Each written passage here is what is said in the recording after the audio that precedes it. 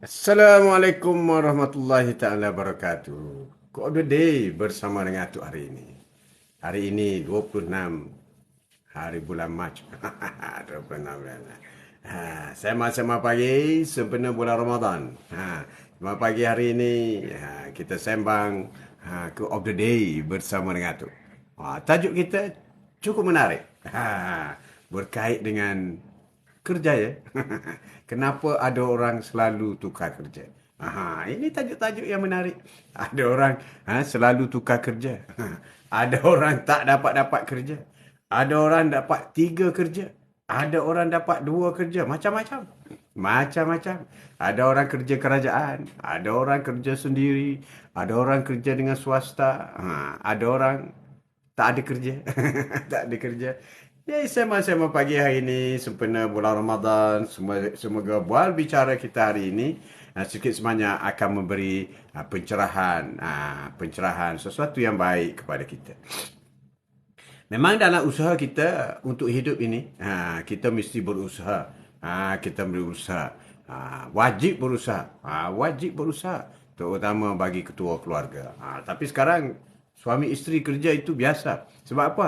Nak support. Nak support suami. Supaya income banyak sikit. Hidup mewah sikit. Selesa sikit. Tapi you dapat sesuatu, you juga hilang sesuatu. Wow, menarik. Kita akan teruskan buat bicara kita hari ini. Quote of the day bersama dengan Atuk hari ini. Sema-sema pagi bersama dengan Atuk. Tajuk kita, kenapa ada orang suka tukar kerja? Ada orang suka tukar kerja. Haji Mat Atuk. Haji Mat Atuk. Jangan lupa subscribe TikTok Atuk. Join TikTok, follow TikTok Atuk. TikTok Atuk. Dan jangan lupa subscribe Haji Mat Atuk. Semoga anda mendapat video-video rakaman yang kita buat sekarang ini di TikTok Haji Mat Atuk. Jangan lupa Haji Mat Atuk. Terima kasih. Terima kasih. Terima kasih. Quote of the day. Bersama dengan Atuk hari ini. Sembang-sembang pagi hari ini. Kenapa orang suka tukar kerja? Banyak masalah-masalah ataupun banyak perkara-perkara. Mengapa berhenti kerja? Itu dengan soalan. Sampai hati. Sampai hati pula.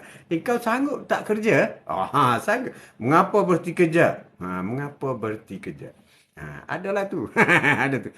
Ada orang sanggup berhenti kerja, suami isteri kerja, dan apabila ibu isteri sakit, isterinya memohon dengan suami berhenti kerja.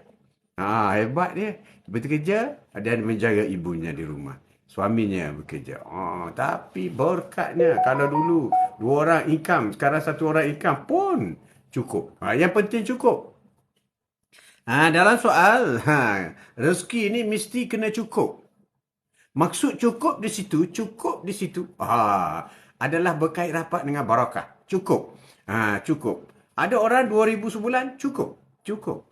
Ada orang 10,000 sebulan, baru cukup. Baru cukup, 10,000 sebulan. Ada orang 50,000 sebulan, baru cukup. Baru cukup. Ada orang 100,000 sebulan, baru cukup. Baru cukup. Itulah cukup. Ya, Hasan. Baru teri jagut ke tu? Kemas ke lu? Baru teri jagut. Biasa-biasalah bangun. Mestilah kereta kan. Kereta lama. Tak lama kena servis lah sikit. Servis sikit. Terima kasih, Hasan. Terima kasih kerana sudi join Atuk hari ini. Bual bicara tajuk kita mudah. Siapa pun boleh bagi komen kenapa anda tukar kerja daripada tempat dulu dengan tempat sekarang.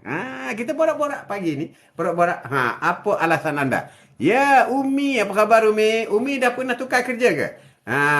Umi. Assalamualaikum. Waalaikumsalam warahmatullahi taala wabarakatuh. 22 Mac tahun 75. Muda lagi. Muda lagi. Sekarang baru tahun 2023. 2023. Tak apa 70 lagi. 70. 70. Umi. Ya. Apa kerja dulu? Kerja sekarang? Ataupun sekarang dah pencen dah? Kenapa anda tukar kerja? Kenapa? Dia dalam soal kita mencari rezeki ni, perkataan yang paling sesuai yang perlu kita cari ialah cukup. Cukup. Cukup. Cukup. Atuk dulu mula-mula keluar daripada universiti tahun 78. Mula kerja tahun 78. Gaji graduate pada masa itu RM750. Cukup? Cukup. RM750. Duduk Kuala Lumpur. Cukup. Cukup. Dapat beli kereta. Masa tu kereta second hand. Fiat. 124 Specialty. Wow, sedapnya bawa. Sedapnya. Masa tu aircon pun tak ada. Aircon tak ada. Ya, Noliza. Assalamualaikum. Waalaikumsalam. Tajuk kita hari ini. Kenapa anda tukar kerja? Atau kenapa orang suka tukar tempat kerja? Sembang-sembang hari ini. Sembang-sembang hari ini pagi ini. Kau berdiri bersama dengan tu. Masalahnya cukup atau tak cukup. Itu juga satu masalah. Tapi Atuk dulu, first job, 750. Graduate bro, graduate, 750. Gaji, 750. Oh, dapat hantar kat mak lagi. Masa tu pakai post lah, pakai post. AR register. Hantar kat mak. Mak mana ada account? Mak dengan ayah masa tu. So, post lah. Setiap bulan post, masukkan duit. Pop, hantar. Ataupun beli poster, pejabat post punya note tu. Dia pakai tulis tu. Pergi kemudian tukar. Dulu. Ikut kemampuan, Noliza. Ikut kemampuan kerja. Ikut kemampuan. Masa dulu, tahun 70-an, 80-an, memang kerja mewah. Kerja apa pun banyak dulu. Sekarang kalau graduate, tak tahu lagi nak kerja apa. Tak tahu lagi nak kerja apa. Dulu, masa tahun 78. 78 dulu, sebelum konvo lagi, Atuk sudah terima 3 jawatan pegawai. Masa tu 3 jawatan pegawai. Pegawai kemajuan mara. 1. Kedua, pegawai takbir am. Dan 3, pegawai audit. 3 jawatan. 3 jawatan pada masa tu. Belum konvo dah terima jawatan. GPA hantar surat tawaran. Wow, my happy sekali. Sekarang jangan harap lah. Kau pergi merengek, menangis. Di GPA pun dia tak kisah pun. Sekarang bukan dia mampu, tak tahulah apa dia orang kerja. Dulu mengurus jawatan. Hebat dulu. Tapi gaji 750. Tak merungut. Tak merungut. Banyak tu duit tu. Osman Hasan. Assalamualaikum. Selamat pagi tu. Waalaikumsalam. Apa khabar? Osman Husin. Husin Man. Apa khabar Man? Apa khabar? Kenapa anda tukar kerja? Kenapa anda? Ramai orang melakukan pertukaran tempat kerja. Atuk juga tukar. Atuk juga. Sebelum kita berbicara dengan orang lain, apa kerja Atuk yang pertama dulu? Daripada 3 jawatan yang ditawarkan, pegawai takbir, pegawai mara dan juga juru audit. Atuk pilih pegawai takbir. Ada sebabnya. Baik, Alhamdulillah syukur. Ada sebab. Kalau jadi pegawai mara, Atuk duk fikir, susah aku nak balik Kelantan. Sebab mara ni hanya ada satu je. Satu. Juru audit pun tak ada cawangan. Tak ada cawangan. Pilihlah pegawai takbir. Pegawai takbir ni you boleh pergi mana-mana jabatan. Sama ada immigration, sama ada pegawai pendaftar pertubuhan, pegawai pendaftar kad pengenalan. You boleh pergi banyak. Jadi you boleh transfer banyak. Masa tu lah otak mikir nak balik Kota Baru je. Balik Kota Baru. Assalamualaikum Tok Mat. Salam puasa. Waalaikumsalam. Puan Zainab, apa khabar? Saya dulu boleh kirim duit ke arwah abah. Sebulan 600. Bagi 2 dengan mak. Alhamdulillah rezeki panjang. Amin. Cantik. Cantik. Dulu. Itulah. Jadi Atuk pilih jawatan. Kemudian Atuk pilih pegawai pendaftar pertubuhan. Inilah daftar parti-parti politik ni. Registrar of Societies. Jadi pegawai Masa tu timbalan pengarah orang Kelantan. Tahulah geng Kelantan mesti cari Kelantan. Mesti cari Kelantan punya. Cari Kelantan. Tahu bos, tak ada ke cawangan Kelantan nak balik lah bos. Mana ada? Kita ada di Terengganu ada. Kau nak pergi? Nak pergi? Terus dia hantar macam tu je. Mudah dulu, mudah. Okey bos, saya pergi Terengganu. Atuk kerja pegawai pendaftaran Terengganu di Wisma Persekutuan. Lama juga. Lama juga. 2 tahun, 3 tahun juga di sana. Ulang alik. Dekat lah Kota Baru Terengganu kan. 2 jam drive masa tu. Jadi boleh lah setiap minggu balik ke rumah. Balik ke rumah. Tak jauh. Ya Kuala Lumpur ni jauh. Penat. Masa tu tahun 78. Atuk buat kereta daripada Kuala Lumpur lalu ikut Bentong. Lalu ke Bentong pergi Kuantan, Kota Baru. Mana ada lebuh raya dulu. Mana ada pusing-pusing macam tu. Allahu Akbar. Itulah dulu. Dulu. Dulu.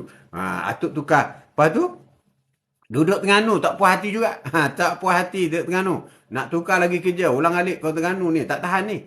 Tak tahan ni. Maka mintalah Perbadanan Kemajuan Negeri Kelantan. Dapat situ. Alhamdulillah. Dan teruslah sampai pencing di situ. Alhamdulillah. Sihat tu. Tok Mat. Melaka terang. Benderang. Alhamdulillah. Kelantan dah kemarau dah. Dah kemarau dah. Air telaga perigi-perigi. Dah kering dah. Seronok cerita lama. Itulah cerita lama. Jadi tukar kerja ada sebab. Macam Atuk tukar kerja ialah kerana nak balik kampung. Balik kampung. Tukar kerja. Bukan kerana gaji sangat. Gaji dah cukup dah masa tu. Tapi peluang untuk tukar. Untuk balik kampung. Tadi Atuk tukar kerja. Tajuk kita hari ni. Kenapa ada orang yang suka tukar kerja. Suka tukar kerja.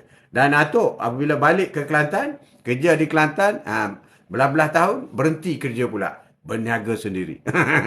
Berniaga sendiri sampai sekarang. Tok, saya nak Tok sembang pasal politik Tok. Kupasan. Tok best.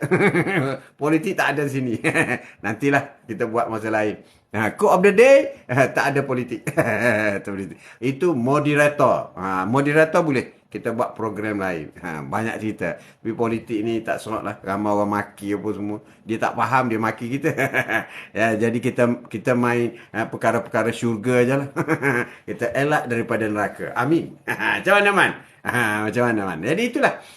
Jadi Atuk tukar kerja dulu. Kerana nak balik kampung, satu. Yang kedua, tukar lagi kerja kerana nak buat bisnes sendiri. Bisnes sendiri tu pergi KL balik. Pergi KL balik. Sebab ofis bukan Kuala Lumpur. Bukan setakat Kuala Lumpur saja. Pergi Sabah Sarawak. Lagi jauh. Tapi kenapa kita tukar kerja masa itu? Kerana kita nampak income-nya dapat. Fleksibelnya cara bekerja. Nampak bosinya kita bos. Kita bos. Hak kita apa semua. Jadi sanggup pergi Kuala Lumpur semula. Kuching, Sabah Sarawak. Dulu. Naik kapal terbang tu. Naik kapal terbang. Pagi bertolak subuh, solat subuh. First flight. Kota Baru, solat subuh di airport. Kemudian meeting pagi di Kuala Lumpur. Kemudian tengah hari pergi Kuching, naik Kuching. Meeting pula di Kuching. Bermalam di Kuching. Next day terus pergi KK. Meeting lagi di KK. KK balik Kuala Lumpur. Kuala Lumpur balik Kota Baru. Macam itulah. Pergi sampai kau mampus. Ramli kata, Allahu Akbar. Kejar dunia. Akhir sekali apa yang dapat? Dunia lah. Dunia je lah. Ya, Cici. Assalamualaikum, Tok. Waalaikumsalam warahmatullahi ta'ala wabarakatuh. Wah, tukar profil nampak.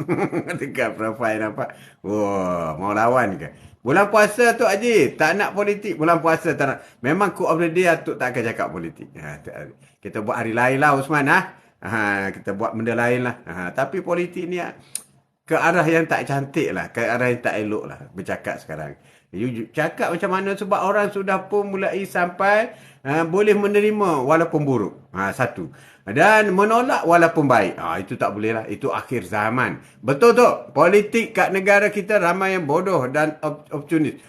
Mamat Kamal. Ya Kamal. Jangan masuk. Nanti Atuk menyampuk banyak cerita. Pandai kau provok Atuk. Thank you semua. Sudi hadir live Atuk. Bantu Atuk. Type, guys, jemput semua. Kenapa tajuk kita hari ini? Kenapa ramai orang suka tukar kerja? Ada banyak sebab, berbagai-bagai sebab. Tadi Atuk dah cerita sedikit sebanyak. Kenapa Atuk tukar kerja? Pertama, kerana nak balik kampung. Tak boleh balik Kota Baru, balik Terengganu. Dekat dah. Yang kedua, apabila dah dapat balik Kelantan, tukar lagi kerja, berniaga sendiri. Kenapa? Ingin mencari sesuatu yang lebih baik, lebih hebat lagi. Tukar lagi. Kemudian, lepas pada berniaga sendiri, duduk saja. Pencen terus. Bercakap je antara dunia dan akhirat. Cantik, Naziza, cantik. Cantik. Terima kasih banyak. Okey, sebelum kita meneruskan bual bicara kita hari ini, Quote of the Day bersama dengan Atuk, kita baca dulu Ummul Kitab Al-Fatihah dan sempena bulan Ramadan. Setiap bacaan pahalanya berganda-ganda. Jadi kita perbanyakkan doa. Perbanyakkan bacaan ayat Al-Quran. 1 huruf 10 pahala. Bulan Ramadan 1 huruf 70 pahala. Alif Lam Mim bukan 1 ayat tapi 3 huruf. Jadi 30 kali ganda. Kalau bulan Ramadan 210 kali ganda. Allahu Akbar. Jadi kita baca surah Al-Fatihah dan kita niat pahalanya. Semoga Allah sampai kepada kekasih Allah. Manusia yang paling suci, paling agung di dunia. Dulu, kini dan selamanya. Iaitu kepada Nabi Muhammad SAW. Ya Suzan. Assalamualaikum Tok. Waalaikumsalam. Semoga Allah sampaikan pahala Al-Fatihah yang kita baca ini kepada Rasulullah, keluarga dan sahabat baginda. Semoga kita niat. Niat. Kalau untuk sampaikan Al-Fatihah, kita kena niat kepada siapa yang kita nak tuju. Kecuali kepada kedua ibu bapa kita. Tapi kita sebut juga lah ibu bapa pun. pun. Dan semoga disampaikan pahala ini, Al-Fatihah ini, disampaikan kepada kedua ibu bapa kita. Kepada diri kita. Semoga disampaikan kepada diri kita, isteri, anak-anak, suami, bakal suami, cucu-cucu, menantu, isteri pun boleh. Boleh tak kurang pahala kita baca, boleh. Dan kepada rakan-rakan, sahabat, rakan-rakan quote of the day, sama ada yang sempat tak sempat, terimalah pahala Al-Fatihah yang kita baca bersama. Anda baca di sana, Atuk baca di sini. Dan kepada muslimin, muslimat, mukminin dan mukminat. Dan yang paling penting sekali juga ialah kepada Toki kita, Nabi Adam alaihissalam. InsyaAllah kita akan bertemu dengan Toki kita, manusia yang pertama di atas muka bumi. Kita akan bertemu di mahsyar nanti. Al-Fatihah. Bismillahirrahmanirrahim. Alhamdulillahi Rabbil Alamin. Ar-Rahmanirrahim. Maliki yaumiddin. إياك نعبد وإياك نستعين اهدنا الصراط المستقيم صراط الذين أنعمت عليهم غير المغضوب عليهم ولا الضالين آمين إن شاء الله bulan Ramadan barakah. Doa bulan Ramadan tidak akan ditolak oleh Allah Subhanahu Wa Taala. Bermula daripada sahur tadi sehingga ke berbuka puasa.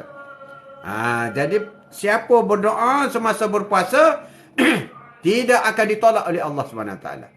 Dan masa-masa tertentu sebelum berbuka puasa juga dikatakan masa yang mustajab. Jadi selalulah berdoa. Ya Noliza, saya tak boleh lama. Saya kena pergi pasar raya nak beli barang dapur. Apa pun saya tunggu Tok Haji baca Al-Fatihah. Dah baca dah. Alhamdulillah. Okey, semoga pergi ke pasar raya. Pasar raya. Quote of the day kita hari ini, sema-sema pagi hari ini, bersama dengan Tok. Ya Suzan, ya kita sama-sama menjalankan ibadah puasa ya. Amin. Kenapa ramai orang berhenti tempat kerja? Itu tadi Atuk dah share dah mengenai kita berhenti tempat kerja. Tapi ada juga orang yang ada alasan-alasan lain. Yang selain daripada Atuk sebutkan tadi. Pada masa Atuk nak mencari tempat di kampung. Di kampung. Dan di kampung yang paling dekat dengan rumah. Kan kita jenis nakkan balik kampung. Orang Kelantan ni balik kampungnya. Ada juga orang yang berhenti kerja, mencari kerja baru kerana perubahan dalam arah kerjanya. Seperti ada orang menilai kembali. Dia cuba menilai kembali matlamat kerjaya dia. Ada orang berazam mencari jawatan yang sesuai dengan dia dan jangka panjang. Dan ada orang menyumbang kemahiran yang mereka miliki kepada sesuai dengan jawatan yang dia ada. Dan ada orang berdasar kepada minat. Ada orang lulus engineer, degree engineer tapi jadi tukang masak. Ada juga. Ada macam tu. Ada orang peguam tapi jadi penyanyi. Itulah Allah yarham Sudirman Haji Asyad. Dia satu gang dengan Atuk Universiti Melaya tahun 78. Sudirman. Dia penyanyi. Dia lawyer. Tapi kerjanya ialah penyanyi. Dia minat dengan menyanyi. Dia menyanyi. Kat Universiti Melaya dulu, kita selalulah jumpa dengan dia, geng. Tapi nak mengata tidaklah. Masa di Universiti Melaya dulu, kita ada 5 college. 5 college. Setiap college itu ada band masing-masing. Jadi end of the year, kugiran ni, band ni akan buat pertandingan antara college. Wah, gila-gila. Sudirman mewakili college ke-5. Bersama dengan Abu Bakar Juwah. Masa itulah. Dia menyanyi. Suara dia tak sedap pun masa tu. Tak menang pun dia. Menang orang lain. Menang orang lain. Seronok dulu. Seronok. Tapi selepas daripada graduate, wah, dia popular. Popular. Masa tu dia, girlfriend dia, K tu lah. Night scrambler. Scrambler. Sudirman kan tak berapa tinggi. K ni tinggi. Jadi K ni naik duduk atas scrambler, tengok atas. Bukan nak mengata lah bulan puasa dia. Tapi contoh. Contoh. Mananya Atuk nak cerita. Ya, Atuk ni memang tahu Sudirman tu. Sudirman. Jadi ada orang tukar profession berdasar kepada minat dalam kerjaya dia. Minat dalam kerjaya. Macam Syekh Wan. Dia seorang engineer. Dia pergi kepada tukang masak. Sudirman. Daripada lawyer, peguam. Dia pergi kepada penyanyi. Penyanyi. Dan anda juga. Sesiapa yang di sini menukar kerjaya kerana minat. Sanggup membelakangi kelulusan yang ada. Boleh berkongsi dengan Atuk hari ini. Kau berada bersama dengan Atuk hari ini. Kenapa ramai orang tukar kerja? Tukar kerja. Jadi tadi kerana perubahan dalam arah kerjaya. Arah kerjaya, perubahan. Ada juga peluang untuk perkembangan profesional. Profesional.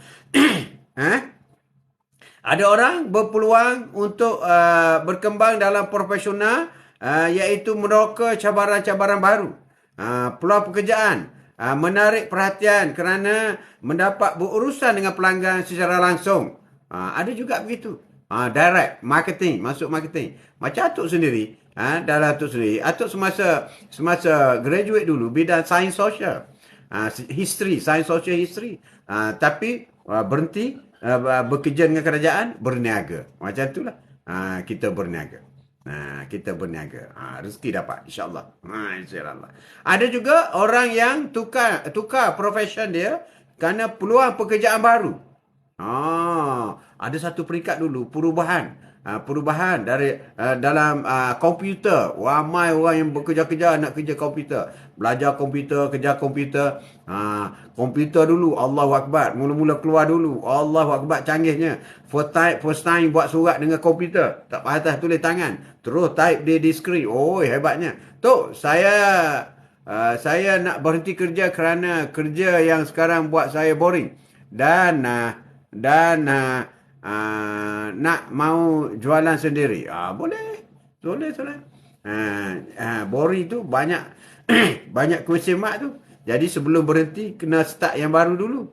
Nanti yang berhenti sudah tak dapat, yang baru nak start kegagalan. Berat Suzan.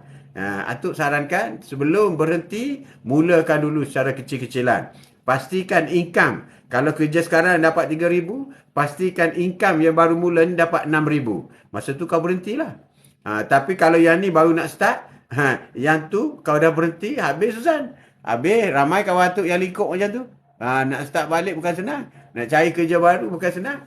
Lebih-lebih lagi zaman sekarang. Zaman sekarang. Jadi ada orang tukar pekerjaan kerana peluang pekerjaan baru. Peluang pekerjaan baru. Dan ada orang juga, sekiranya anda tidak aktif mencari kerja. Ada orang tidak aktif mengkaji kerja. Dia kekal je di jabatan tu. Sampai ketua, sampai ke pencen. Dan ada orang seperti Suzan, dia rasa boring lah. Boring, tak berkembang lah kerja di office ni. Nak meniaga lah. Pun ada juga. Ada juga. Tapi kena buat satu plan tindakan yang komprehensif. Kena buat kajian. Kalau nak meniaga, kena buat kajian dari segi marketingnya. Dari segi produknya. Sama ada kita produk ataupun services. Perkhidmatan. Kena buat kajian. Kena bertanya dengan orang. Dan kena hadir kursus-kursus. Mulai rajin hadir kursus. Sesiapa yang nak mula perniagaan, mesti rajin hadir kursus. Kurang-kurang 7-8 kursus. Sama ada dengan MARA, ataupun swasta-swasta, kursus keuangan, kursus pemasaran marketing, kursus pentadbiran, kursus HR. Kena buat kursus ni. Sebab apabila kau buka syarikat, you are the boss. You are the boss. You kena tahu semua. HR, macam mana nak tadbir staff, macam mana akta-akta buruh, bayar EPF, SOKSO. Kita kena tahu. Kita kena tahu. Marketing kita nak pasarkan macam mana, nak buat ejen ke macam mana, nak buka branch ke, marketing. Pentadbiran, urusan pentadbiran macam mana nak buat, pengurusan organisasi. Itu kena belajar. Boleh belajar. Tapi Atuk sarankan, Seperti Susan tadi, kalau nak cari pekerjaan baru, berniaga contohnya, banyakkan pergi kursus. Ya, Muhammad Kamal, saya jenis panas, tai ayam, buat macam-macam, tapi tak belajar. Tapi banyak tahu. Oh, lain macam. Ini multi skill lah ni. Bukan tai ayam, multi skill. Multi skill, orang yang mudah boring. Buat saja, dah dapat dah berjaya. Aku nak buat yang ni pula. Ada juga macam tu. Ada juga. Tapi kena fokus jugalah. Cari yang betul-betul ada value. Kalau banyak-banyak tu, Cik Mat Kamal yang dah coba dah bilang tu, cari yang value. Maksud value di situ ialah sampai satu peringkat, you tak payah kerja, business you kerja untuk you. Itu bagus. Kalau you sendiri terpaksa buat kerja siang malam apa semua itu ni, you akan penat lah. Tapi apabila you tidur pun bisnes jalan, you sakit pun bisnes jalan, itu yang paling baik. Ada bisnes macam tu. Kalau bisnes macam tu kecil sikit pun tak apa, sebab dia memberi freedom kepada kita. You tak kisah, Muhammad. Banyak-banyak. Carilah. Cari. Bagus tu. Banyak pengalaman. Cik Mat? Ada juga orang yang berhenti kerja, diberhentikan. Diberhentikan. Buat salah, diberhentikan. Atuk dalam company Atuk dulu, Atuk pernah pecat staff Atuk. 24 jam. Okey, kau berhenti. Ini cek 3 bulan. Ambil duit ni, caw kau. Yang main. Saya jenis panas tak. Kena buat. Sayang tu. Banyak-banyak tu, filter kan, cari kan, tapis kan, mana yang terbaik. Boleh teruskan. Terutama bisnes yang boleh digenerasikan kepada anak-anak. Itu penting. Itu penting. Sekiranya anda berhenti kerja. Ini contoh. Contoh bagaimana seorang ini berhenti kerja. Jadi kita kena tahu kenapa kita berhenti kerja. Okey, sebelum berhenti kerja, kita kena pastikan, kena semak KWSP kita, SOXO kita. Adakah company lama mencarum KWSP kita? Kalau dia tak mencarum, kau jangan berhenti lagi. Buat surat supaya dia mencarumkan penuh KWSP. Ini ramai yang tak perasan ni. Tadi apabila kau dah berhenti, banyak cerita lah. Apabila kau berada di luar. Okey. Sekiranya anda dipecat. Ini kena bincang tengok kontrak dulu. Masa you sign surat penerimaan dulu, apa syarat-syarat dia? Kena 3 bulan notis ke, 14 hari notis ke, macam mana notis. Kemudian syarat-syarat seperti caruman KWSP lah, yang paling sensitif. Kadang-kadang company ni dia tak carum. Banyak tu. Kalau 12%, setiap 1,000, 120. 120. Banyak tu company. Jadi caruman yang kau lagi 100, jadi 220 sebulan. Kalau dia tak carum 220, sebulan, setahun, dah 2,400. Setahun. 2,200. 2,400. Banyak tu. 10 tahun. 20,000. Kalau dia tak carum, kena cek. Jadi sesiapa yang bekerja sekarang, terutama dengan swasta, tolong semak. Type kan. Online je. You type. Semak. KWSP. Daftar. Tengok. Duit kau ada berapa sekarang. Dan minta statement. Tengok ada masuk every month ke tidak. Sebab gaji kau potong setiap bulan. Jangan-jangan gaji kau dia potong tak masukkan. Yang sumbangan majikan pun dia tak bayar. Ini yang terjadi. Jadi siapa yang nak berhenti atau diberhentikan, coba semak KWSP. Coba semak. Ada orang yang kerja dengan company yang kecil apa semua ni, SOXO pun tak bayar. Jadi apabila accident, you nak claim tak boleh. Kesian budak-budak. SOXO ni RM20 je. Kan? You tak bayar. Jadi apabila accident, budak tu tak boleh claim. Jadi kesian lah. Jadi harap-harap syarikat-syarikat kecil ni janganlah buat benda-benda macam ni. Ni masa depan. Jadi kalau you tak bayar macam tu. Kalau Atuk suruh dakwa dah company tu. Tapi dia tak nak. Ada juga orang yang berhenti kerja kerana tak suka dengan organisasi itu. Dengan politik dalamannya. Dengan deki-mendekinya dalam tu. Dengan pilih kasihnya. Ada orang tak pandai buat kerja, pandai bodek, naik pangkat. Itu tak tahan. Atuk pun tak tahan benda macam tu. Tak tahan. Dalam kerajaan pun ada macam tu. Dia dapat melentang, menegak, menungging. Allahu Akbar. Macam-macam ni. Politik dalaman. Kalau tak tahan, Berhenti. Itu berhenti. Ada juga orang tak tahan kerana beban tugas terlalu berat. Terlalu berat. Saya nak cuti pun tak boleh. Beban tugas terlalu berat. Anak sakit pun nak bawa anak pergi klinik pun tak boleh. Allahu Akbar. Ada juga. Nah, itu pun belum lagi cakap nak pergi masjid. Banyak benda. Jadi lebih baik kita berhentilah. Berhenti. Rezeki milik Allah. Kita carilah di mana-mana. Ada juga orang yang berhenti kerja kerana kononnya ingin mencari pendapatan yang lebih baik. Dia confident. Tempat kerja yang lebih selesa. Dia confident.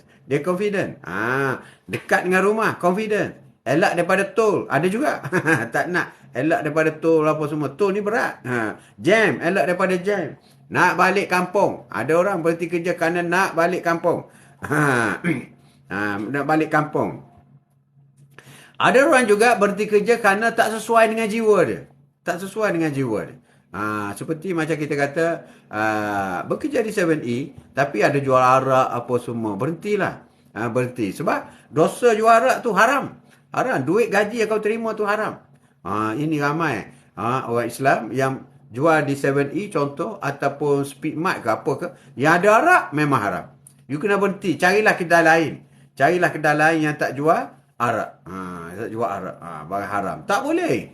Apa alasan pun. Tapi tu, macam mana saya nak kerja? Saya tak ada kerja lain lah tu. Ini saja. Rezeki milik Allah. Kalau benda haram, kau berhentikanlah saja. Berhenti. Tak ada beza. Kau makan daging babi dengan kau makan duit haram tu. Tak ada beza.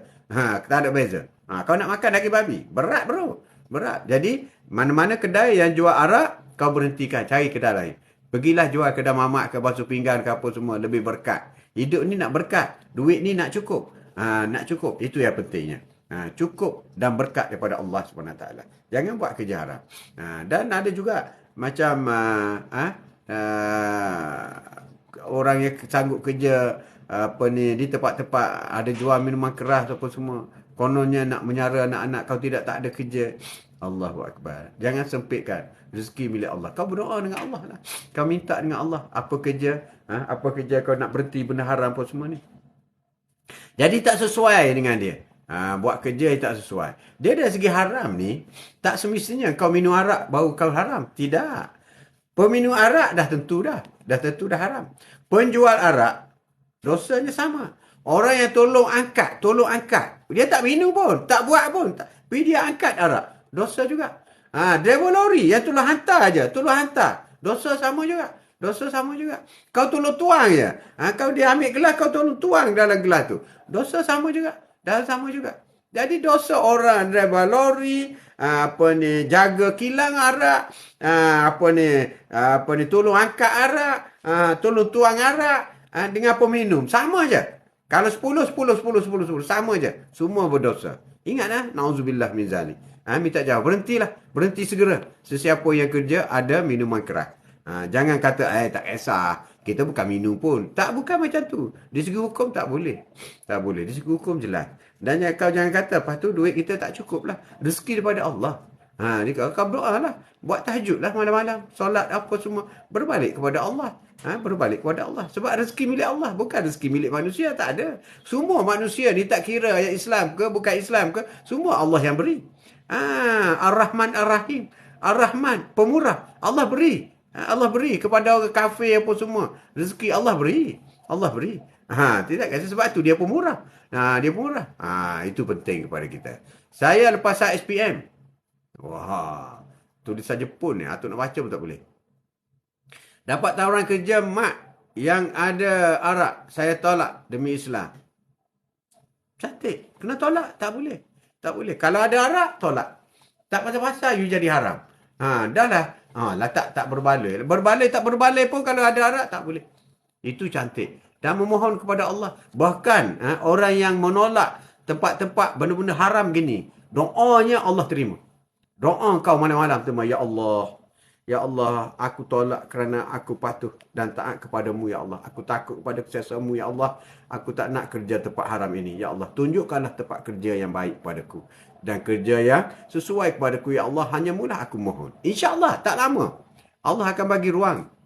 Allah akan bagi ruang untuk engkau bekerja di tempat yang lebih baik. InsyaAllah. Amin. Cantik. cantik. Jangan kerja. Dia kerja. Sebab itu tukar kerja ini kerana tempat benda tu haram. Ataupun kau tahu, bisnes dia tu melibatkan judi. Pun haram. Tak ada. Saya kerja di departmen lain. Departmen judi tempat lain. Tak kira. Dalam satu syarikat. Haram tetap haram. Tetap haram. Tak haram. Ya, Mas mana?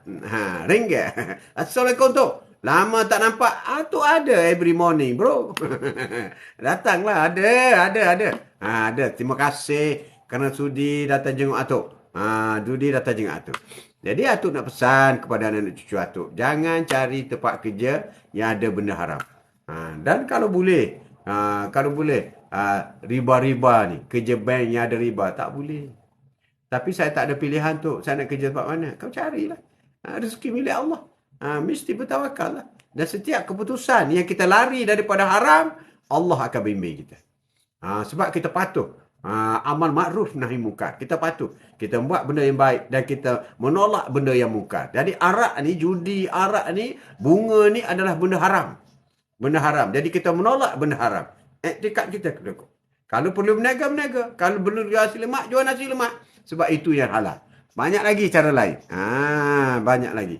Jadi, tukar kerja kerana ingin mendapat redha daripada Allah SWT. Tukar kerja kerana ingin mencari tempat yang halal. Itu yang lebih baik dan yang terbaik. Kau ada day bersama dengan Atuk hari ini. Kenapa kita tukar tempat bekerja?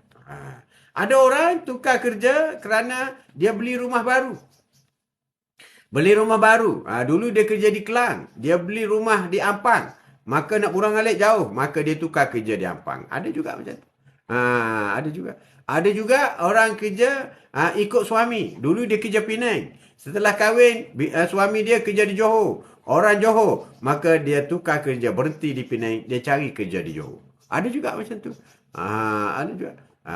Itu ada je. Jadi berpindah tempat yang baru. Tempat baru. Memulakan hidup baru. Memulakan hidup baru. Ada orang berhenti kerja kerana nak bagi tumpuan kepada suami dan anak-anak. Ada juga. Berhenti kerja full time suami anak-anak. Full time. Itu orang hebat-hebat tu. Orang hebat-hebat. Dia sudah mulai melihat masa depan dia. Jadi seseorang yang berhenti kerja itu adalah berbagai-bagai alasan dan sebab musabab. Tapi orang yang berhenti kerja, bertukar kerja yang paling baik ialah daripada haram kepada halal. Itulah hijrah yang terbaik sekali. Pertukaran itulah pertukaran yang nikmat yang paling tinggi di sisi Allah Subhanahu Wa Taala. Kau tukar daripada tempat riba kepada tempat yang tidak riba. Kau tukar daripada tempat jual arak kepada tempat tidak jual arak. Kau tukar daripada tempat judi kepada tempat tidak judi. Kau tukar daripada kerja tempat maksiat kepada tempat yang tidak maksiat. Allahu Akbar. Itulah hijrah. Itulah pertukaran. Pengorbanan itu besar. Besar di sisi Allah. Allah melihat. Allah melihat anda telah membuat satu keputusan yang luar biasa. Amal ma'ruf nahi munkar. Menolak perkara-perkara munkar. Jangan takut rezeki Allah. Jangan takut tak boleh makan. Jangan duk fikir. Habis tu duk dapat 5,000 sebulan dah berhenti ni. Nak bayar rumah macam mana, nak tu macam mana. Itu semua syaitan semua tu. Kau kena beranikan diri. Kalau terpaksa jual rumah, jual lah. Sebab kita tak nak berguluman dengan haram. Percaya kepada Allah. Yakin kepada Allah. Allah akan membimbing kita. Allah akan menentu kita. Allah menentu kita. Walaupun kita sedih, kita apa kita alami. Allah sayang kita. Allah sayang kita. Tadi kau ada day hari ini. Sembang-sembang pagi hari ini. Ramai orang bertukar kerja dengan berbagai-bagai alasan. Namun begitu, alasan yang terbaik ialah hijrah atau bertukar daripada perkara-perkara yang bertentangan dengan hukum Allah, dengan Islam, kepada yang lebih baik. Itu pertukaran yang paling ideal, yang paling cantik. Ada juga orang yang berhenti kerja kerana nak bagi penumpuan kepada keluarga, suami dan anak-anak. Itu juga pengorbanan yang besar. Sebab wanita sebenarnya tidak perlu bekerja. Yang perlu bekerja hanya laki-laki sahaja. Wanita mesti berada di rumah. Ramai ulama buat keputusan. Tapi oleh kerana kononnya kerana keperluan semasa sebagainya, itu semua alasan. Sebab wanita tempatnya adalah di rumah. Kalau nak solat pun diutamakan wanita solat di masjid. Wanita mesti solat di rumah. Dalam rumah pun tak boleh solat di dewan rumah dia. Mesti solat dalam bilik senyap-senyap. Itulah kedudukan wanita. Apalagi keluar bekerja. Allahu Akbar. Allahu Akbar. Keluar bekerja dengan pakaian. Nak pergi kerja dengan wanginya, dengan cantiknya, dengan cunnya. Allahu Akbar. Mengalahkan. Tapi apabila balik kerja duduk kat rumah, pakai baju kelawar je, duduk macam tu je depan suami. Dunia akhir zaman dah berubah dah. Thank you semua yang ada. Di live Atuk bantu Atuk. Terima kasih banyak. Terima kasih banyak. Jadi penupuan konsep itu penting. Kenapa berhenti bekerja? Ada orang berhenti bekerja kerana nak memberi penupuan kepada suami. Sebab wanita akan dapat memilih pintu mana, pintu syurga mana yang dia nak masuk. Hanya buat 4 perkara. Inilah kelebihan seorang wanita. Pertama, dia solat 5 waktu, cantik. Cantik. Yang kedua, dia puasa. Yang ketiga, dia patuh kepada suami. Dan yang keempat, dia menjaga kehormatannya. Bila 4 syarat ni cukup, pilihlah pintu mana kau nak masuk syurga. Mudah kan bagi wanita? Mudah. Ni dah. Saya terseksa lah tu. Saya sejak kahwin dengan dia ni teruk tu. Oi, Firaun lah. Aisyah dengan Firaun lagi teruk. Lagi teruk. Kau duduk di rumah lah. Kan kau wanita. Kan nak masuk syurga. Dunia ni apalah sangat. Apalah sangat. Tu saya kahwin dengan dulu dia pakai kereta buruk tak tukar-tukar pun. Kedekut tak hidup masih. Allah kutuk suami sendiri. Allah na'udzubillah. Na'udzubillah. Sedangkan kau jangan lupa untuk kau masuk syurga hanya buat 4 perkara wanita. 4 perkara wanita perlu buat maka syurga dalam tangan. Pertama, solat 5 waktu jangan tinggal. Solat 5 waktu. Tak sebut pun solat sunat. Tak sebut pun. Solat wajib je 5 waktu. Jangan tinggal. Yang kedua, puasa. Puasa bulan Ramadan. Tak sebut pun puasa sunat. Tak sebut. Tak sebut. Yang ketiga, taat kepada suami. Tak pernah meninggikan suara. Tak pernah itu. Tak pernah ini. Dan yang keempat, jaga kehormatan diri. Buat 4 ni, syurga di tangan. Syurga di tangan. Itu senang. Mudah je. Mudah. Mudah. Siapa nak syurga, itulah. Buat 4 tu. Mudah syarat. Laki-laki susah. Laki-laki ni, jagalah dirimu dan ahli keluargamu daripada api neraka. Itu tanggungjawab. Tanggungjawab suami, jagalah dirimu, jagalah isterimu, jagalah anak-anakmu daripada dibakar oleh api neraka. Makna apa dibakar? Solat, supaya suruh dia solat. Jangan dia tak solat. Suruh dia puasa, jangan tak puasa. Suruh dia tutup aurat, jangan tak tutup aurat. Itu syarat-syarat. Syarat-syarat untuk suami. Itu baru dari segi tanggungjawab itu. Tanggungjawab lain banyak lagi. Banyak lagi bro. Wah, banyak. Jadi, apa sahaja kejahatan yang dibuat oleh suami, dosa tidak ditanggung oleh isteri. Dosa Firaun tidak ditanggung sedikit oleh Asyah. Tidak tanggung. Sedangkan Asyah, antara 4 wanita yang masuk syurga. 4 ibu wanita. Asyah, isteri Firaun. Maryam, ibu Nabi Isa. Khadijah, isteri Rasulullah. Dan Fatimah, anak Rasulullah. Jadi 4 ibu syurga wanita, 2 yang berkait dengan Rasulullah. Hebat kan? Hebat. Tapi Asyah dapat masuk syurga kerana dia mengikut agama Nabi Musa alaihissalam. Asyah ni adalah ibu angkat kepada Nabi Musa. Asyah ni. Asyah ikut Nabi Musa. Dia tidak ikut Firaun. Sehingga dia dibunuh oleh Firaun. Diseksa dan dibunuh. Dia ahli syurga. Asyah. Dan apa sahaja dosa Firaun, Asyah tak tanggung. Itulah kelebihan sebagai seorang isteri. Apa sahaja dosa suami buat, berselingkuh, berteronggeng, whatever, judi apa semua, isteri tak tanggung. Tak tanggung. Ya, jauh. Bacaan subhanallah. Masa rokok dan sujud. Okey tak? Subhanallah. Subhanallah. Zikir. Boleh. Boleh juga. Tapi ada ayat dia kan. Masa rokok dengan sujud. Subhanallah a'la, subhanallah azim. Baca yang tu lah. Kalau disarankan oleh ulama ialah kau baca doa, bukan baca zikir. Baca doa. Cari doa-doa pendek kat situ lah. Doa seperti doa Rabbana atina fid dunya hasanah wa fil akhirati hasanah wa qina azabannar. Boleh? Boleh. Jadi kalau untuk rokok dengan sujud, kita baca ya afdal ikut Rasulullah baca. Kalau masa rokok, Subhanallahil azim. Allah yang maha agung. Engkaulah yang maha agung. Dan apabila sujud, Subhanallahil a'la. Engkaulah yang maha tinggi. Tapi kalau kita nak sambung dengan doa, boleh. Cantik. Sebab berkatnya doa kita ni ada 4 tempat dalam solat. Pertama, semasa kita berdiri. Macam surah Al-Fatihah seperti sebab sama juga kita baca doa kunut kita berdiri, tak ada baca kunut duduk, tak ada. Itu satu part. Yang kedua masa rokok tu kita sambung Subhanallahil azim 3 kali, kemudian kita sambung, kita carilah doa-doa pendek. Doa-doa pendek. Macam doa-doa pendeknya kita boleh baca doa-doa yang Rabbana atina fid dunya hasanah wa fil akhirati hasanah wa qina azabannar. Itu pun satu.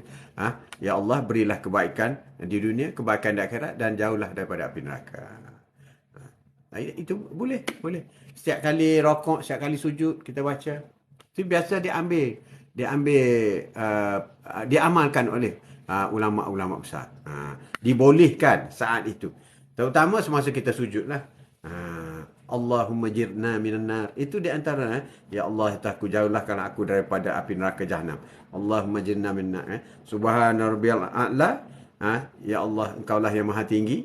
Baca 3 kali. Kemudian Allahumma jirna minan nar. Allah. Ataupun doa Nabi Junub. La ilaha illa anta subhanaka inni kuntu minaz zalimin. Pun boleh juga. Doa Nabi Junub. Kita tak perlu berzikir dah dalam tu. Sebab kita zikir dah. Subhanallah Allah tu dah zikir dah. Subhanallahil azim tu pun dah zikir dah. Cuma kita masukkan doa kita. Itulah sedikit pencerahan yang Atuk tahulah. Lebih Atuk pun tak pandai juga. Ya Ali, Assalamualaikum. Waalaikumsalam warahmatullahi taala wabarakatuh. Ya betul. Betul ni.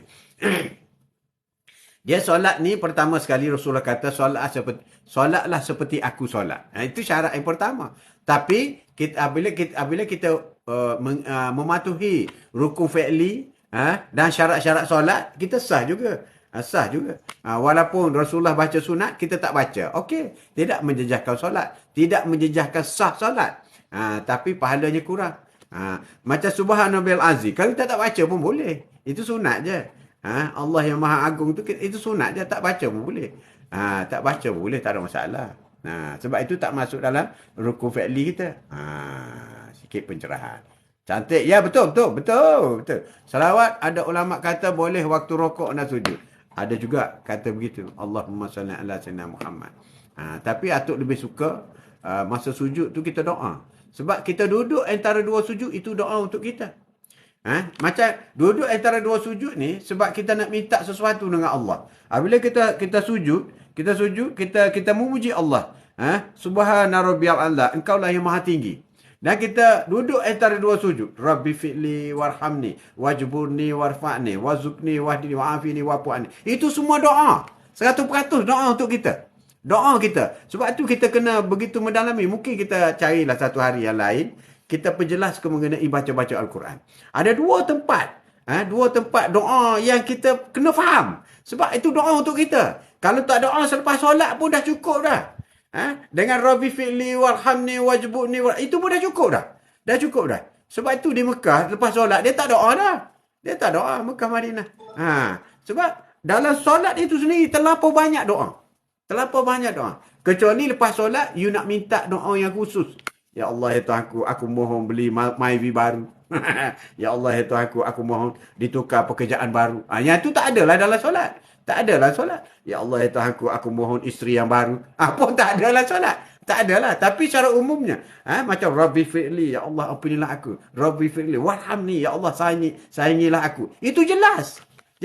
Nantilah kita mendalami, sama-sama mendalami mengenai bacaan Al-Quran. Sama juga dalam surah Al-Fatihah. Dalam surah Al-Fatihah itu ada doa.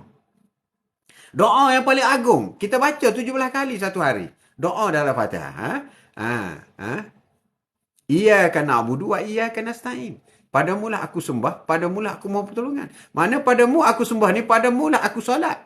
Dan padamu aku mohon pertolongan. Mohon pertolongan. Aku berdoa padamu. Apa yang kau nak? Ihdinas siratal mustaqim. Jalan yang lurus. Jalan yang lurus. Apa jalan yang lurus? Siratal lazina an'amta alaihim. Jalan yang kau telah beri kepada para anbiya, para nabi, para rasul. Jalan apa? Jalan yang baik lah.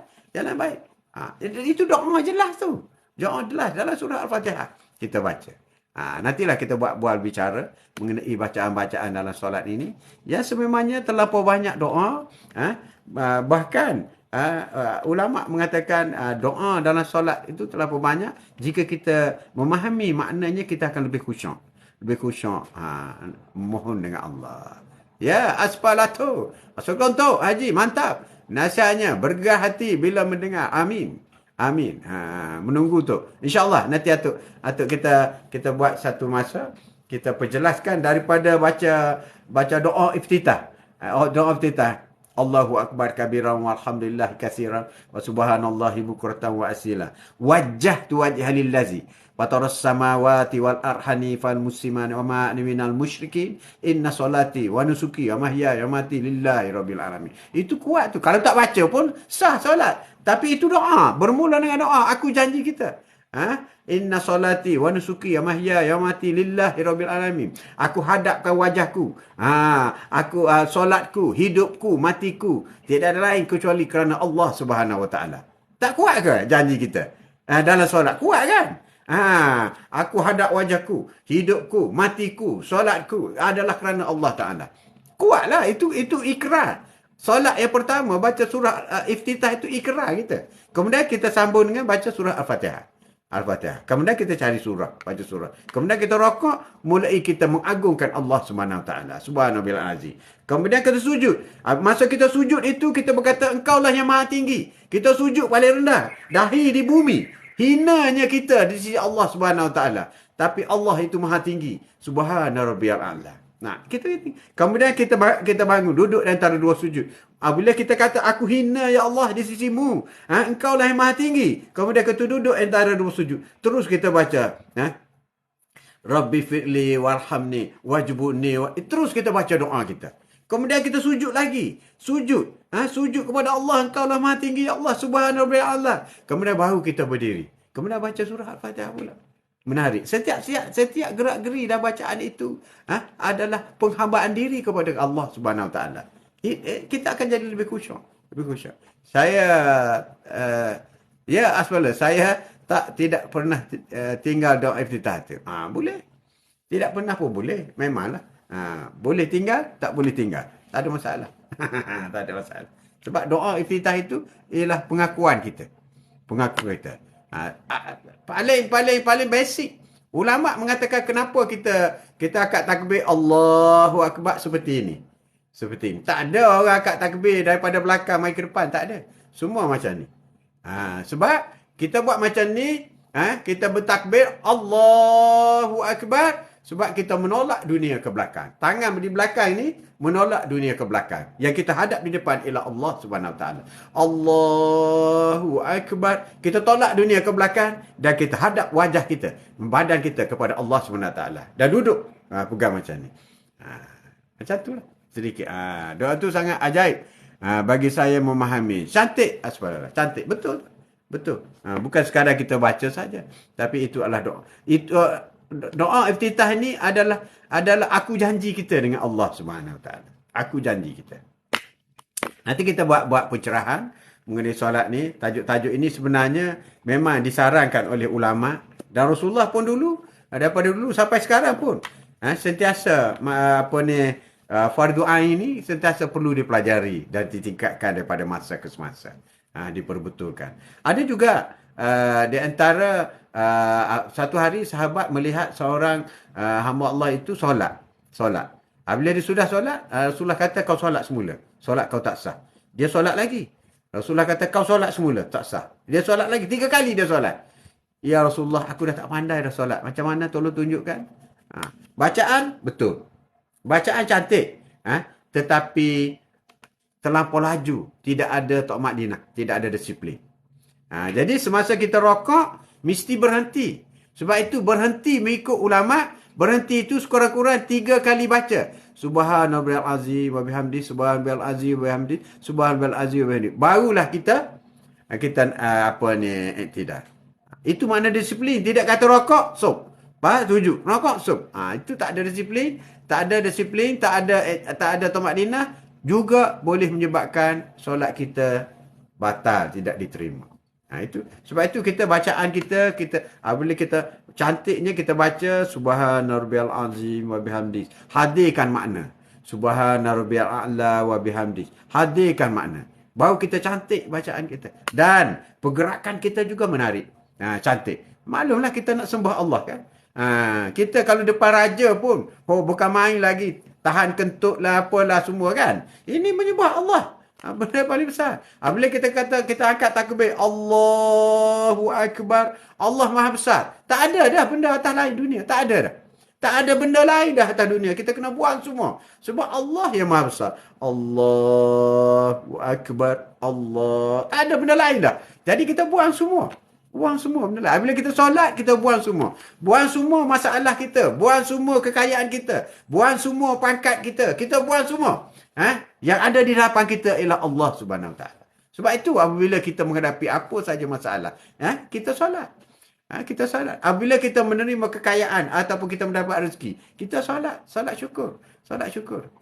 Itu yang penting. Kita menghadap. Sentiasa menghadap Allah. Setiap kali mendekati Allah Subhanahu Wa Taala, kita akan mendapat manfaat daripada Allah. InsyaAllah. Amin. Ya, Badaria. Assalamualaikum. Maaf nak tanya. Kalau tengah takbir, kalau tak ada niat dalam hati, boleh tak? Takbir tak ada niat. Kalau tak ada niat, tak boleh. Sebab niat tu adalah fardu. Kena niat lah. Tapi maksud tak ada niat itu sebenarnya khilaf ulama. Engkau ambil wuduk kenapa? Bukan nak solat ke? Adakah saya ambil wuduk, saya nak pergi pasar? Tak ada. Ambil wuduk, kau nak solat. Mesti dah ada niat tu. Kau nak solat Zuhur, ambil wuduk. Kalau katakanlah apabila masuk waktu subuh, kau niat ambil wuduk waktu Zuhur ke? Tak. Berarti kau ambil wuduk untuk solat subuh. Kalau waktu subuh, itu dah bermula niat. Mengikut setengah ulama, kau dah niat dah tu. Tapi niat yang paling afdal, mengikut Imam Syafi'i, ialah semasa kau nak melakukan suatu pekerjaan. Iaitu kalau solat, kau niat semasa angkat takbir. Allahu Akbar. Niat ambil wuduk pun begitu juga. Semasa masuk muka apa semua. Begitu juga. Niat buka puasa. Niat buka puasa. Selepas kenyang 3 pinggan ke baru niat buka puasa. Tak juga. Kena ada niat juga kan. Kita niat buka puasa. Sama juga niat nak puasa. Niat nak puasa tu bila masuk waktu malam dan sebelum subuh. Dan antara tu boleh niat lah waktu dia tu. Jadi masa nak buat itu yang paling afdal niatnya. Kalau kita rasa kita tak niat, kita berhenti solat tu. Kita kena start semula. Aku tak niat lah tadi. Berhenti. Jangan teruskan. Berteruskan. Boleh ya? Boleh insyaAllah. Semoga memberi manfaat. Wallahu a'lam bisawab. Jadi cukuplah untuk hari ini. Kita akan buat bicara mengenai solat ni. Terutama dalam bulan Ramadan ni. Atuk nak kait sikit-sikit. Nak tambahkan sikit mengenai solat tarawih ni. Solat tarawih ni. Ramai yang tak pergi masjid dan tak solat tarawih. Ini yang silap pendapat ni. Pendapat pegangan ini silap. Solat tarawih tidak wajib di masjid. You boleh buat di rumah. Solat tarawih tidak semesti buat berjemaah. Boleh buat seorang. Saja aku solat sunat tarawih kerana Allah Ta'ala. Buat 2 rakaat. Tak boleh tahu saya nak cepat. Buat 2 rakaat je lah. Buat 2 rakaat, buat 1 witir. Tarawih dah tu. Tarawih dah. Tarawih. Jangan tak buat je. Jangan tak buat. Ada yang atuk terbaca dalam Facebook security pengawal. Pengawal boleh. Dia buat solat tarawih di tempat pos tu. Jangan buat 8 terus sampai you kunci gate. Dia buat 2 dulu. Buat 2. Allahu Akbar. Saja aku solat sunat tarawih 2 rakaat. Sudah 2 rakaat, berhenti. Pergi tengok dulu orang. Dalam 5 minit, minum air dulu ke apa ke. Tengok tak ada orang. Okey, start pula 2 rakaat. Macam tu. Pelan-pelan lah. Tak semestinya 8 rakaat tu sekaligus. Tak semesti. Biar ada renggang pun tak apa. Nak makan nasi dulu pun boleh. Boleh. Tapi sudahkan 2 rakaat. Sudah 2 rakaat. Tak baca apa-apa pun in between. Alhamdulillah. Tak baca apa-apa pun in between pun tak apa. Tak berselawat pun tak apa. Jadi atuk sarankan terutama laki-laki, supaya solatlah solat tarawih. Sayang. Sebab solat tarawih ni hanya ada dalam bulan Ramadan. Bulan lain tak ada. Ada qada solat dengan tarawih. Mana perlu tu? Ini ada dua khilaf ulama. Ada kata qada dulu, ada kata tarawih dulu, ada kata buat dua-dua. Atuk buat dua-dua. Tapi oleh kerana qada ni you boleh buat bila-bila. Bila-bila boleh buat. Bukan bulan tarawih pun boleh buat. Bukan bulan Ramadan boleh buat. Jadi kita buatlah tarawih dulu. Tak ada masalah. Dan ada ulama kata, solat ni tak boleh qada. Dia tidak sama dengan puasa. Puasa kalau you tinggal, you kena qada. Sebab puasa ni you boleh tinggal. Puasa ni boleh tinggal. Kalau you sakit, you uzur, ataupun you musafir, you boleh tak puasa? Boleh. Tapi solat tak boleh. Solat dia mesti wajib. Solat tak kira you musafir, you sakit ke apa, selagi boleh gerak, you kena solat. Tak boleh berdiri, solat ini mestilah qiyam, berdiri. Tak boleh berdiri, you duduk. Tak boleh duduk, you baring. Tak boleh baring, solat dengan mata. Tak boleh solat dengan mata, solat dengan isyarat. Tak boleh solat dengan isyarat, inna lillahi wa inna ilaihi raji'un. You mati. Maknanya, tak ada pengecualian bagi solat. Tapi puasa boleh. You nak pergi Kuala Lumpur, you tak puasa, boleh. You sehat. Sebab dia buat musafir. Sebab itu, puasa you kena qada. Tapi solat dia tak ada qada dah sepatutnya. Sebab tak solat ini berdosa besar. Sebab itu solat tak boleh tinggal. Hak lepas cerita lain. Hak lepas tu mungkin kerana kita jahil. Mungkin kerana kita tidak begitu kuat dengan iman kita apa semua. So yang hadapan ni jangan tinggal. Sebab setengah ulama kata tak ada istilah qada solat, tak ada. Tapi dikiaskan. Kalau puasa kena qada, solat kena qada. Tapi untuk selamat buat dua-dua. Tapi solat ni tak ada qada. Sebab solat ni wajib. Sebab itu soalan yang pertama yang ditanya daripada masyarakat ialah solat. Kalau solat engkau lulus, baru disemak amalan lain. Sama ada puasa, haji, zakat, sedekah. Tapi kalau solat engkau gagal, berarti amalan lain semua hangus. Puasa tak ambil kira, apa semua tak ambil kira. Sebab itu solat itu penting. The keyword is solat. Kalau solat fail, you are finished. Walaupun you pergi Mekah 100 kali dah tak ambil kira. Tak ambil kira. Sebab kalau kau tak solat. Sebab itu kalau kita tak puasa dengan sengaja, maka kita fasik. Tak puasa dengan sengaja. Tak keluar zakat dengan sengaja. Sehingga kita mampu. Fasik. Tapi kalau tak solat, kafir. Tak solat, kafir. Berat tu. Berat. Tak solat, kafir. Tak solat wajib, kafir. Tapi kau tinggal puasa dengan sengaja, fasik. Itu darjah dia lain. Walaupun rukun Islam sama. Rukun Islam, darjah lain. Jadi solat itu penting. Sebab itu solat itu tiang agama. Dan solatlah ibadat yang pertama yang akan disama. Jangan tinggal solat wajib. Jangan tinggal. Walaupun you tak khusyuk, jangan tinggal. Sedangkan ada zaman Rasulullah dulu kaki mabuk. Naiman ni kaki mabuk. Bila dia nak solat keadaan mabuk, Rasulullah kata kau jangan solat, duduk tepi dulu. Kau selesaikan mabuk kau dulu, kau dah tenang apa semua, baru kau solat. Sampai tahap tu, bila kau sedap, baru kau solat. Naiman. Nama dia Naiman. Dia solat. Lepas dia tak mabuk, dia tanya, kau mabuk Tak mabuk dah Rasulullah. Kau solat. Kau mabuk, jangan solat. Sampai ke tahap tu. Ya Arifah. Terbaik Ustaz. Segala pencerahannya. Terima kasih. Atuk Arifah. Arifah. Terima kasih kerana joy Atuk. Jadi, Atuk nak sarankan kepada anak cucu Atuk ini supaya buatlah tarawih. Walaupun 2 rakaat. Jangan tunggu 8 lah. Jangan tunggu 8. Jangan. Buat tarawih ni ikut kemampuan kita. Memanglah. Sebab ini solat sunat. Bukan solat wajib. Tarawih bukan wajib. Tarawih bukan wajib. Sunat. Tapi jangan tinggal. Sebabnya kedudukan taraf ketinggian solat tarawih ni lebih tinggi daripada solat-solat sunat yang lain. Kecuali solat ba'diyah dan qobliyah. Solat ba'diyah, qobliyah lebih tinggi daripada tarawih. Lebih tinggi. Selepas solat wajib, solat 5 waktu, ba'diyah, qobliyah yang paling tinggi. Iaitu solat iringan. Macam Zuhur. Buat dulu 2 rakaat sebelum Zuhur. Kemudian buat pula 2 rakaat selepas Zuhur. Itu lebih besar. Sama juga apabila kita solat Isyak. Buat dulu solat Ba'diyah selepas Isyak 2 rakaat. Baru buat tarawih. Tak ada orang buat solat tarawih. Lepas Isya terus buat tarawih. Tak ada orang buat.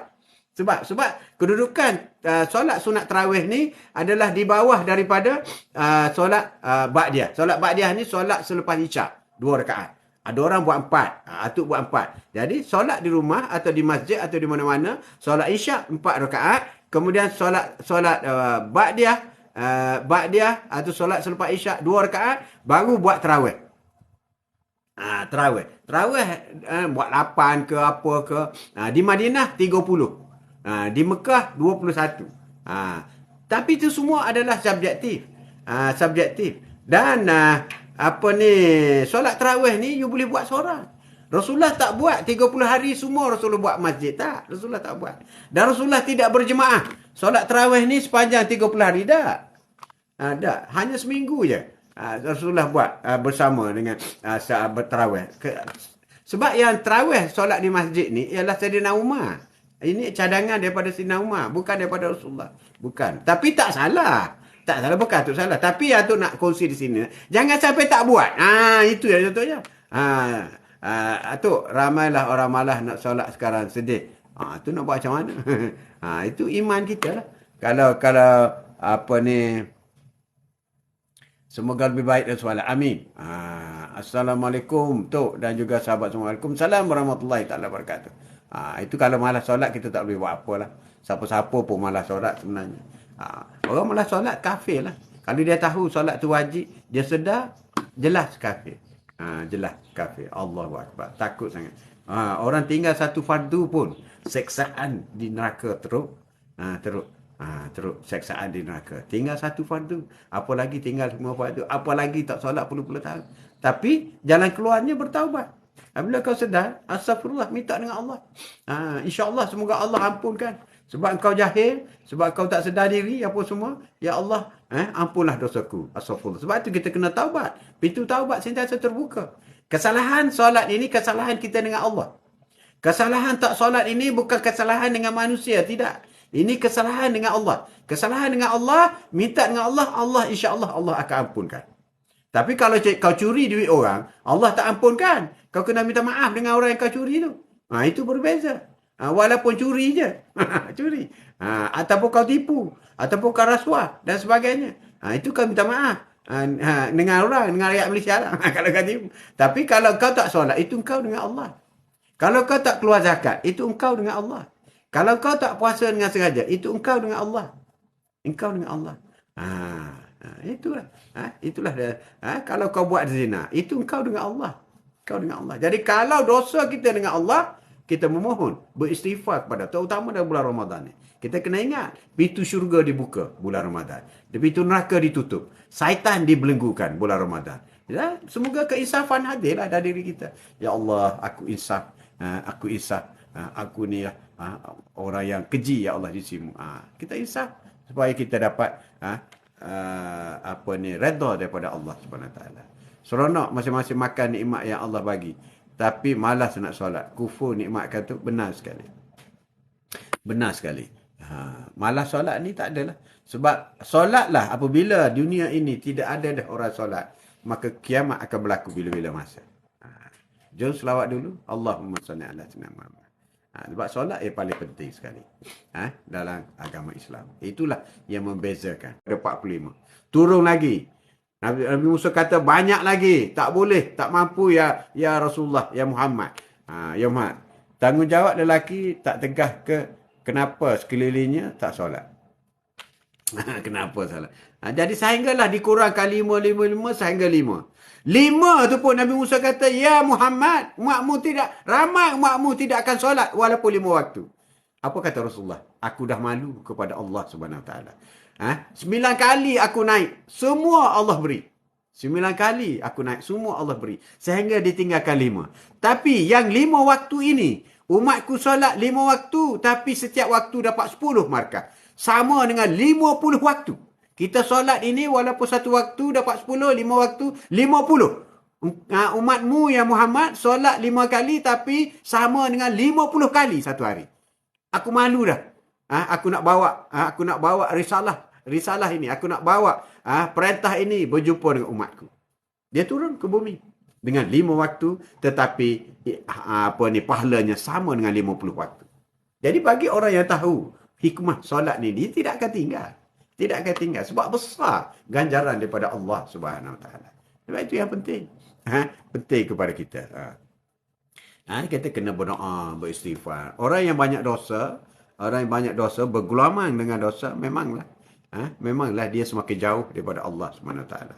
Terutama orang yang mengambil kira kekayaan dunia itu adalah tanda Allah sayang kepada dia. Belum tentu. Ya betul. 5 waktu sama dengan 50. Ramai orang yang istidraj. Istidraj ini apa makna? Orang yang dibenci oleh Allah, tapi dia bagi semakin kaya. Itulah istidraj. Ataupun orang tu bersihat, tak pernah sakit daripada budak sampai ketua, tak pernah sakit. Itulah istidraj. Sedangkan dia tak solat, sedangkan dia buat maksiat sebagainya. Itulah istidraj. Allah benci kepada orang seperti ini, tapi Allah beri saja. Dia biar dia semakin jauh daripada Allah SWT. Ini yang menakutkan kita. Kita nak keinsafan. Sebab itu orang yang sakit itu ada manfaatnya, ada sebab musabatnya sakit. Sebab itu sakit pun kita kena bersyukur. Berbanding dengan orang yang kita dah solat dah, kita dah melakukan ibadah semua, tapi tetap menerima musibah sakit. Itu kita bersyukur kepada Allah. Sebab Allah nak mengangkat kita, Allah nak menghapuskan dosa-dosa kita. Tapi bagi orang yang tak pernah sakit, tak pernah solat, kaya raya apa semua, maka dia lebih jauh daripada Allah SWT. Akan dihumban dalam api neraka entah. Jadi cukuplah untuk hari ini. Buat bicara kita sedikit. Semoga mendapat pencerahan. Apa yang silap dan maaf, tolong betulkan. Mungkin atau tersilap. Dan apa yang baik daripada Allah SWT. Semoga mendapat manfaat. Semoga Allah memberi pencerahan kepada kita. Meringankan kita untuk